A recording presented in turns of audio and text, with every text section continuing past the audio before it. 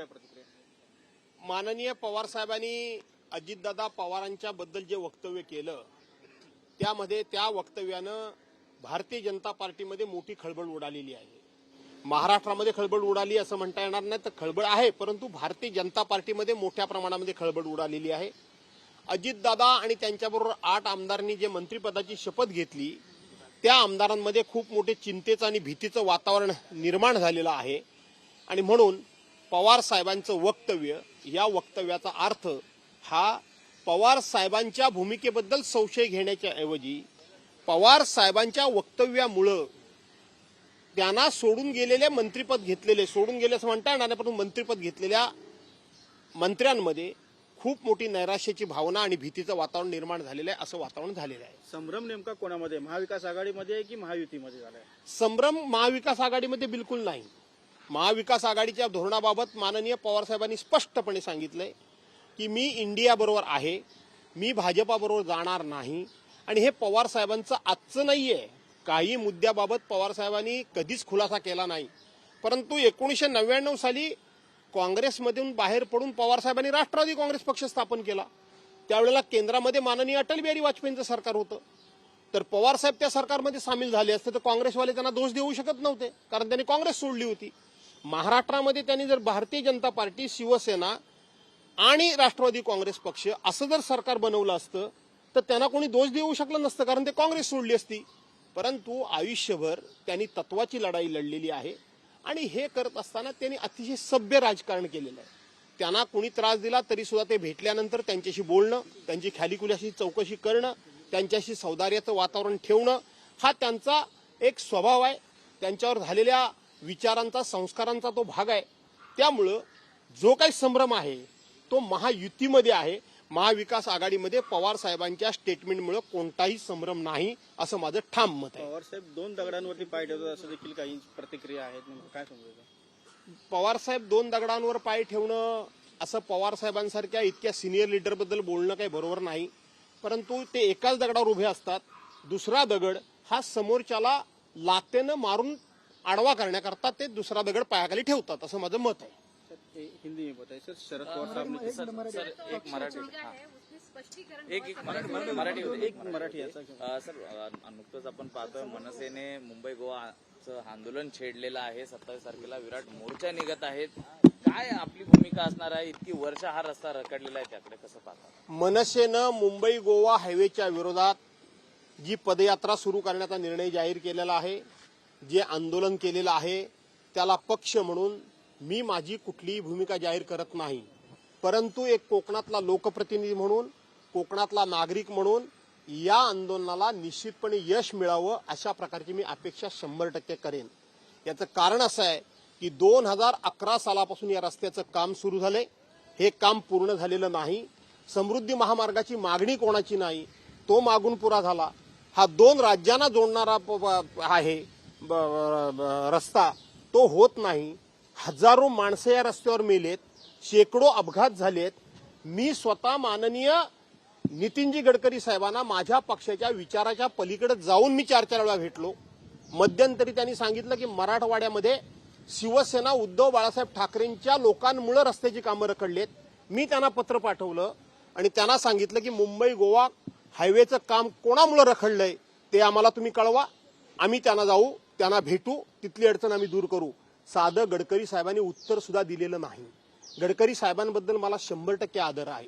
मी सातत्यानं त्यांना जाऊन आग्रह हा करत होतो की तुम्ही या, एकदा पनवेलला चांगल्या प्रकारची आपण एखादी बस करू आणि पनवेल ते चिपळूण तुम्ही बाय रोड प्रवास करा।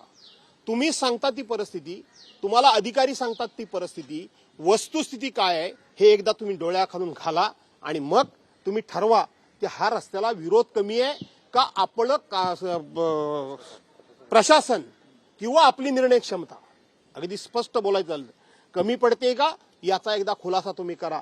परंतु गडकरी साहेबांनी तेही औदार्य दाखवलेलं नाही।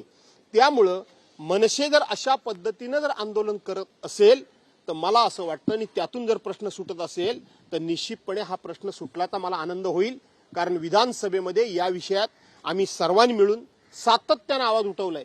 पण भारतीय जनता पार्टीचे केंद्रीय मंत्री जे केंद्रामध्ये आहेत आणि ते स्वतःला कोकणचे आणि देशाचे नेते बोलतात, ते ह्या विषयावर एक शब्द बोलत नाहीत.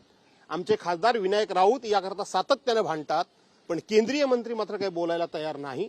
त्यामुळं मनसेनं हे आंदोलन केलं आणि जर प्रश्न सुटत असेल तर निश्चितपणे आपण त्यांना पाठिंबा दिला पाहिजे. त्याचं मी निश्चितपणे त्यांना शुभेच्छा देतो. त्यांचं आंदोलन यशस्वी व्हावं अशा प्रकारच्या शुभेच्छा देतो. पक्ष म्हणून याबाबतची माझी कोणतीही भूमिका किंवा स्टेटमेंट नाही. सर्वात महत्त्वाचं आमदारांनी उद्धव ठाकरेंना पत्र लिहिलं होतं की पक्ष हा हिंदुत्वापासून विचलित झालेला आहे. शिवसेना आमदारांनी उद्धव ठाकरेंना पत्र लिहिलं होतं. किती वर्ष पत्रकारितेत काम करता तुम्ही? मित्रा, असं आहे की जे बोलत होते की उद्धव साहेबांनी हिंदुत्व नेऊन राष्ट्रवादी काँग्रेस आणि काँग्रेसच्या मांडीवर ठेवलं. आता राष्ट्रवादी काँग्रेस कुठल्या पक्षात कुठल्या सरकारमध्ये सामील झाले? त्यांनी थुंकलेली थुंकी त्यांना चाटावी लागली. त्यामुळे त्यांनी काय उद्धव साहेबांना पत्र लिहिलं यापेक्षा टाकलेली थुंकी चाटावी लागली. त्यांनी खुलासा करणे गरजेचं आहे. नागपूर तरुण भारत मधनं पुन्हा एकदा उद्धव ठाकरे त्याचबरोबर संजय राऊत यांच्यावरती टीका करण्यात आलेली आहे. काळूबाळूच्या तमाशापेक्षाही ठाकरे आणि राऊतांकडून अरे बोलती समोर बघतील ते समोर बघतील. काळूबाळूंच्या बहुरंगी तमाशापेक्षाही ठाकरे आणि राऊतांकडनं मोठं मनोरंजन हे महाराष्ट्रातल्या जनतेचं होतं अशी टीका ही तरुण भारत मधनं करण्यात आलेली आहे. त्याला कसं उत्तर देणार? भाजपा हा वैफल्यग्रस्त पक्ष झालेला आहे. भाजपावर कोणी आता विश्वास ठेवायला तयार नाही. भाजपानं पहिल्यांदा रामदासजी आठवलेंना बरोबर घेतलं, त्यांच्या पक्षाचा पत्ता नाही. त्यांनी सदा खोताना घेतलं, त्यांचा पक्ष संपवला. त्यांनी महादेव जानकरना घेतलं, त्यांचा पक्ष संपवला. त्यांनी विनायक मेटेंना घेतलं, त्यांचा पक्ष संपवला. त्यांनी शिवसेनेबरोबर 30-35 वर्षाचा एक दिलदार मित्र त्याचा विश्वासघात केला. त्यांनी आता राष्ट्रवादी फोडला आणि अन्य कुठले तरी पक्ष बरेचसे म्हणजे महाराष्ट्रापुरेसं बोलायचं झालं. त्यामुळं हे सगळे पक्ष संपवून सुद्धा भाजपा महाराष्ट्रात वाढायला तयार नाही. त्यामुळं भाजपा हा वैफल्यग्रस्त झालेला पक्ष आहे.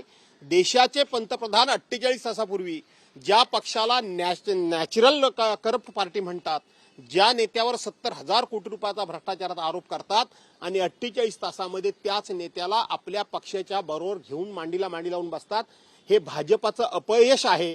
आणि म्हणून भाजपा वैफल्यग्रस्त झालेला पक्ष असल्यामुळं तो अशा पद्धतीनं टीका टिप्पणी सातत्यानं करत असतो. परंतु त्यातून भाजपाची अधिकाधिक वैफल्यग्रस्तता दिसते. त्यामुळं भाजपानं अधिकाधिक टीका करावी, अधिकाधिक लिखाण करावं अशा करता मी त्यांना शुभेच्छा देतो. धन्यवाद.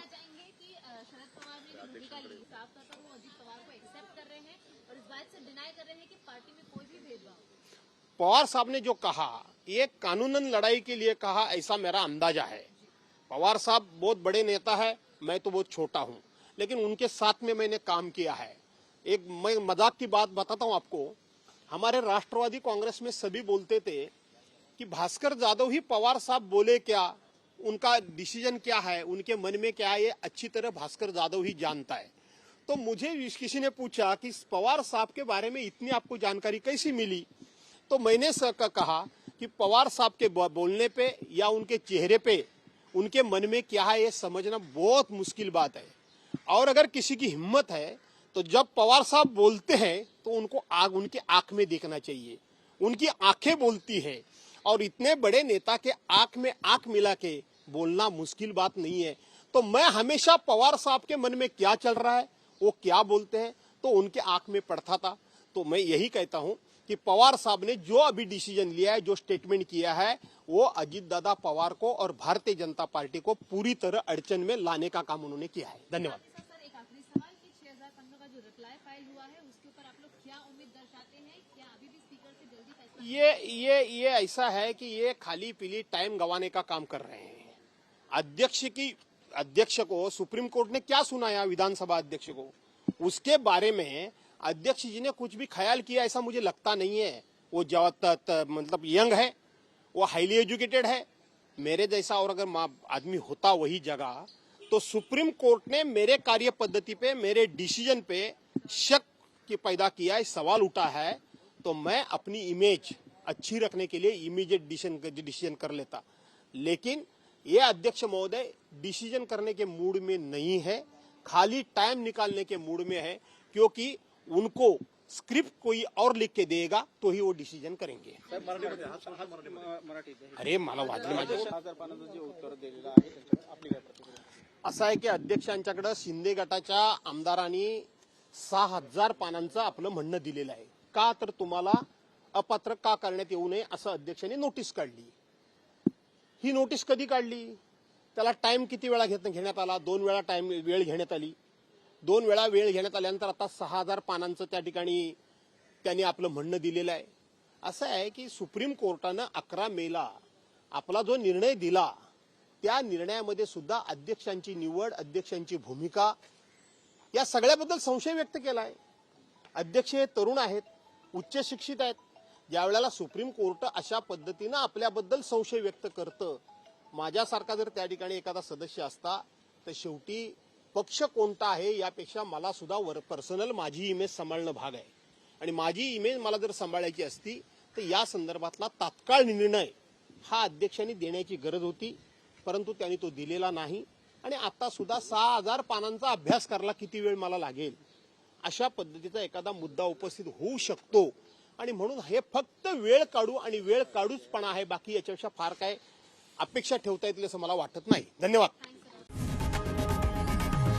लोकशाही मराठी ऐका, पहा, जागरूक रहा.